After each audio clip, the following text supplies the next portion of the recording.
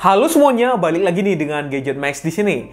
Nah, dari kemarin kita bahas HP murah melulu. Kali ini kita bahas mantan flagship, yaitu adalah Oppo Find X5 Pro. Ini adalah seri X terakhir nih dari Oppo. Untuk selanjutnya sih untuk X6, X7 nggak masuk nih ke Indonesia.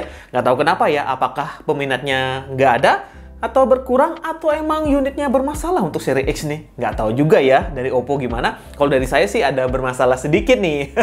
Nah, untuk Oppo Find X5 Pro ini saya beli sih sekitar 1,5 tahun yang lalu dengan kondisi yang mulus, garansi masih ya lumayan panjang.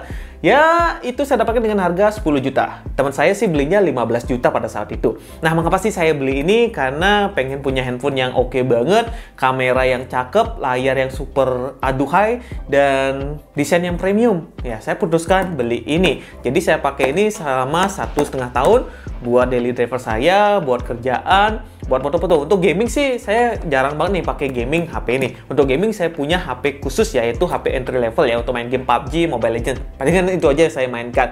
Nah, untuk seri ini saya palingan pakai kerja aja. Nah, handphone ini sekarang ini saya coba jual ya ke teman-teman atau ke counter-counter. Itu diminta dengan harga 2 jutaan aja. Kebayang ya. Ruginya berapa? Ruginya udah 8 juta aja.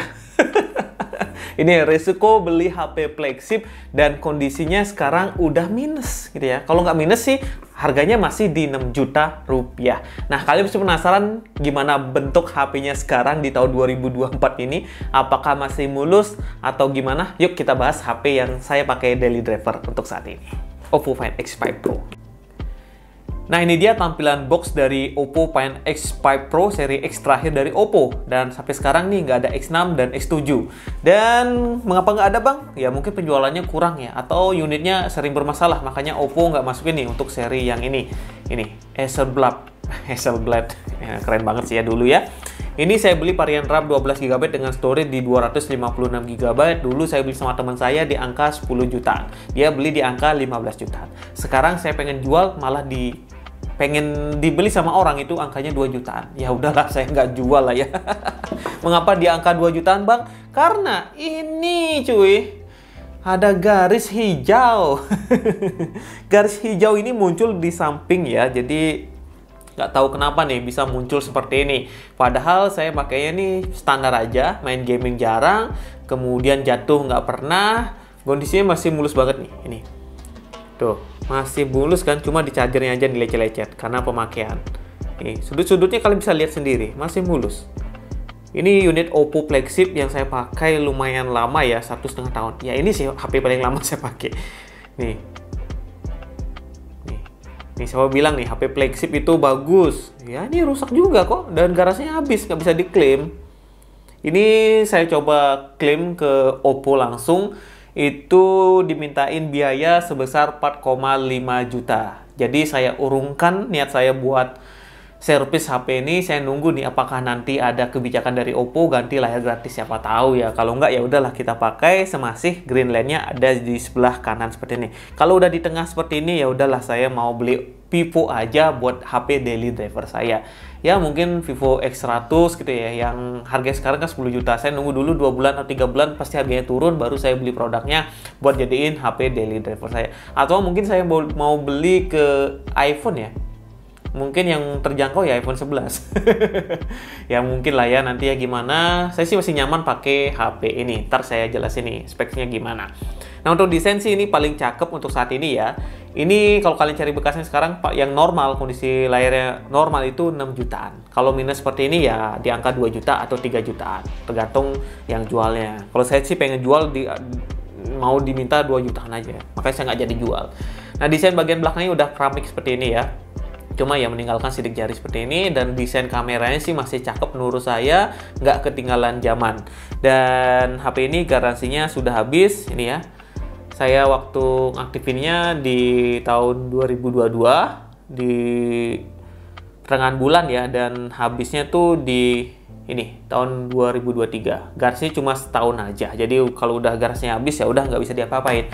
Kalau bedanya seperti Vivo itu garasinya masih terjamin sampai sekarang ya. Kalau kalian beli setahun itu ada garansi 3 tahun untuk layar. Jadi lebih aman. Ya kalau Oppo sih ya udah harus bayar ya. Nah, mengapa sih smartphone ini menarik dibeli dan mengapa sih saya masih mempertahankan smartphone yang seperti ini? Ya, kita lihat dari speknya dulu nih. Mana ya? Saya sudah install AIDA tadi. Saya lupa di mana nih. Oke, di device info hardware aja ya untuk cek speknya. Saya lupa ingat nama spek HP ini. Nah, ini ya, Oppo Find X5 Pro. Ini Androidnya sudah menggunakan Android 14 terbaru. Terakhir saya update dan 2 minggu lagi muncul nih garis ini tiba-tiba. Dan di sini tuh RAM-nya 12 GB sudah UFS, jadi udah bisa dipakai nih. Ya dipakai ngebut-ngebut udah ya, sudah RAM 12 GB UFS. Ya cuma harganya mahal cuman dulu. Ini dia menggunakan prosesor dari Snapdragon, yaitu Snapdragon 8 Gen 1, dan Snapdragon ini tuh panas cuy. Kalau kalian pakai lama, pakai main gaming lama-lama, dia bakalan hitnya lumayan oke. Mungkin 45 derajat sampai 50 derajat Celcius ya. Ini manufakturnya dari Samsung ya. Ini tanpa saya pakai, panas layarnya sudah di angka 36. Biasanya kan 37 tuh. Ini layarnya udah panas di bagian depannya nih. Tuh, sampai 38 derajat Celcius. Ini saya pakai hanya buat ngecek-ngecek ini aja. Belum pakai main gaming. Kalau pakai main gaming ini bakalan panas banget. Ini yang mungkin bikin layarnya cepat rusak ya. Ini sistemnya seperti ini, Android 14, jadi udah terbaru, jadi udah oke lah ya. Terus untuk layarnya, saya tentuin dikit. Ini layarnya ukurannya oke lah ya, 6,7 inch dan sudah Full HD tentunya. Ini udah AMOLED ya, sudah mendukung refresh rate hingga 120 Hz, sudah mendukung HDR10 juga, jadi udah cakep banget di bagian layar. Dan bagian layar ini udah dilindungi sama Corning Gorilla Glass juga, jadi udah aman banget di bagian layar. Kalian jatuhin pun gak bakalan pecah untuk HP ini ya, jatuhnya jangan tinggi-tinggi, masih oke banget. Tapi nggak tahu kenapa ini muncul ini. Kita coba pakai nonton YouTube ya, dinosaurus seperti biasa. Kita coba pakai nonton ini. Ini layarnya enak banget sih ya. Maka saya masih nyaman pakai ini karena garisnya di sini, jadi nggak ganggu banget lah pakai nonton Netflix, masih cukup menurut saya. Apalagi layarnya ini enak, AMOLED-nya enak gitu lah. Nih, jadi kan kalau pakai nonton tuh ya nggak terlalu ke distract lah sama garis ini. Tapi kalau garis ini muncul lagi di tengah-tengah, mungkin HP ini saya pensiunkan. Nih, enak banget layar, sumpah enak banget. Nih.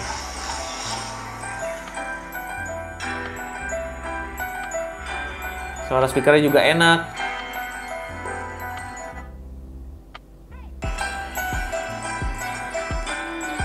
Ya kayak gitu untuk nonton YouTube lah ya, cakep.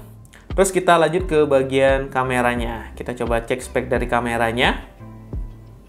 Nah, untuk RAM-nya ini ya, RAM-nya di 12 GB dengan storage di 256 GB. Ini sudah saya pakai 1,5 tahun, sisa lagi 37 GB. Terus kita lanjut ke kamera. Kita lihat sensornya ya. Nah, kamera utamanya ini 64 megapiksel ya, dengan sensor dari Sony IMX686. Terus ada 50 megapiksel Sony IMX766, kemudian ada 32 megapiksel dari Samsung. Jadi sensornya udah Sony untuk kamera belakangnya ya. Jadi udah cakep banget nih untuk kamera belakangnya. Terus kita coba lanjut nih masuk ke fitur-fitur kameranya. Nah, ini dia. Kamera ini termasuk terbaik ya sampai saat ini menurut saya. Kalau kalian beli di angka 6 juta masih worth it banget. Ya kondisi mulus cari ya, jangan kondisi seperti ini karena layarnya aja 4,5 juta harganya. Dan di sini tuh ada mode malam yang hasilnya pasti cakep banget. Kemudian ada video, ada foto. Foto ini hasilnya juga cakep menurut saya. High res juga bisa setting dari sini. Untuk videonya kalian bisa merekam sampai 4K, dan tentunya kalau kalian merekam HP ini tuh kalian pakai jalan pun masih oke banget karena sudah ada OIS-nya. Kemudian ada foto, portrait, more, pilihannya seperti ini. Nih. Dan saya akui sih, sampai sekarang HP ini bisa ngasilin gambar yang bagus ya. Ya makanya saya belum ada ganti smartphone karena emang smartphone ini tuh dari UI udah oke. Dan kemudian dari kamera cakep. Ya main gaming sih jarang pakai HP ini ya. Jangan disarankan main gaming HP ini. Ya gitu ya. Nah untuk hasil kameranya saya tampilin dikit ya. Hasilnya itu seperti ini. Ini adalah hasil kamera dari Oppo Find X 5 Pro 5G, dan bisa dilihat ini rekamannya kamera depan 1080p 30 fps ya, dan bisa dilihat hasilnya tuh seperti ini. Nah, di sini tuh kalau dipakai jalan masih bergoncang ya menurut saya, tapi overall untuk warna ini natural banget. Dan di sini pas matahari pagi, jadi background belakang tuh masih kelihatan banget. Nah, ini ya. Coba pakai jalan ya, dan di sini saya tidak hidupkan fitur steady-nya. Ini saya coba naik tangga. Nah, hasilnya tuh seperti ini.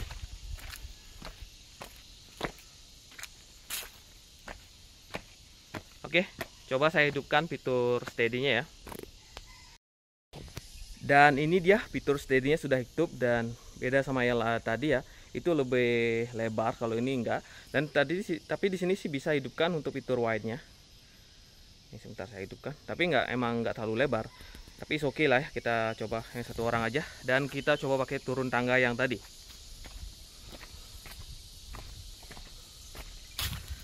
Dan ini sih saya seneng banget karena hasilnya stabil, dan tentunya untuk tone warna dari kulit saya kebetulan ini kena sinar, tapi hasilnya oke banget sih ya.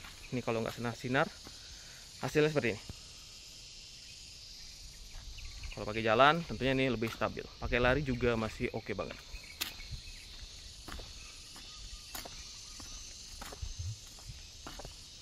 Nah, seperti itulah untuk kamera depannya. Kita coba kamera utamanya. Ini kamera utama ini keren banget ya, karena sudah bisa rekam 4K di siang hari maupun di malam hari. Di malam hari itu hasilnya lebih spesial lagi pokoknya. Ini adalah rekaman dari OPPO Find X Pro 5G, dan ini rekamannya di 1080p di 30 fps, dan ini hasilnya lebih stabil.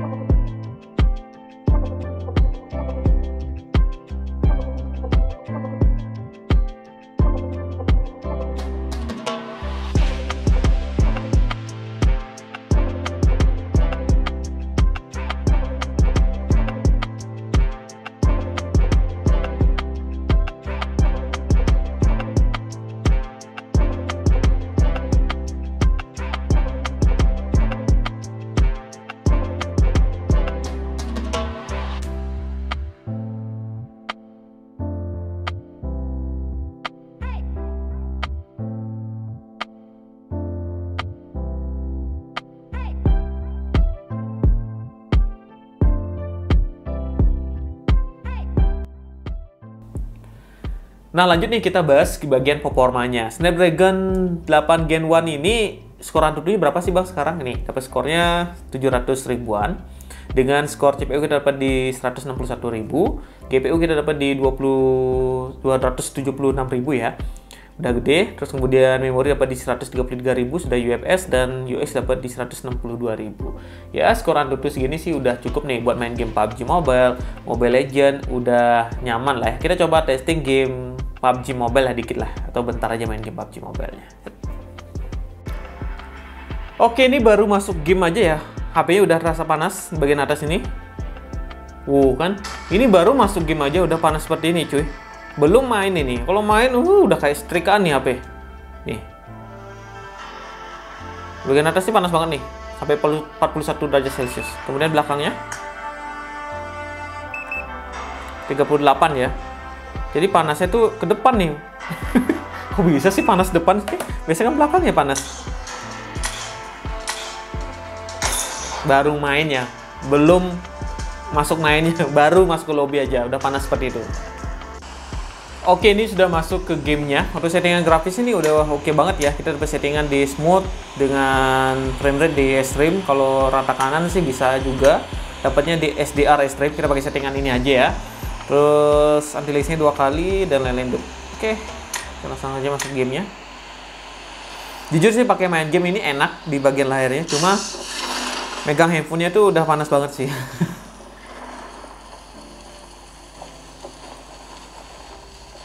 Snapdragon 8 Gen 1. Ya, bisa dilihat ya, grafisnya lumayan oke. Dan lumayan lancar sih mainnya.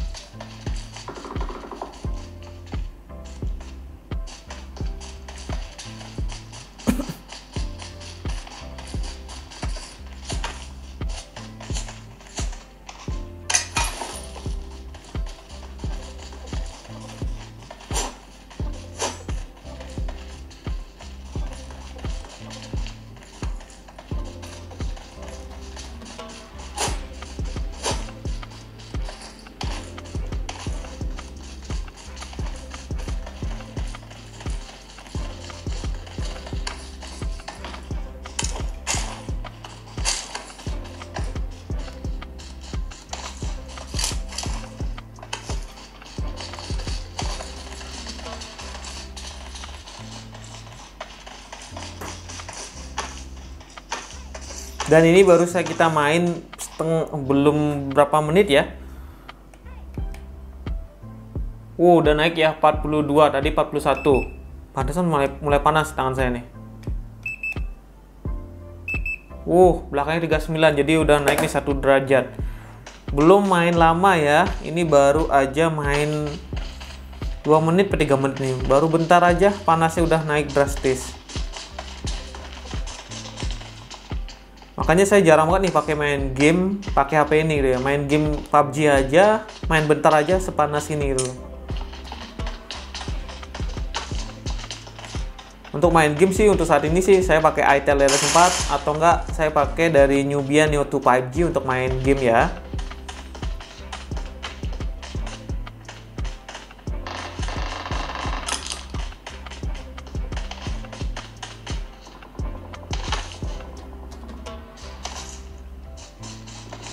Dan ini karena bahan belakang keramik, jadi mungkin panasnya lumayan jadi ya.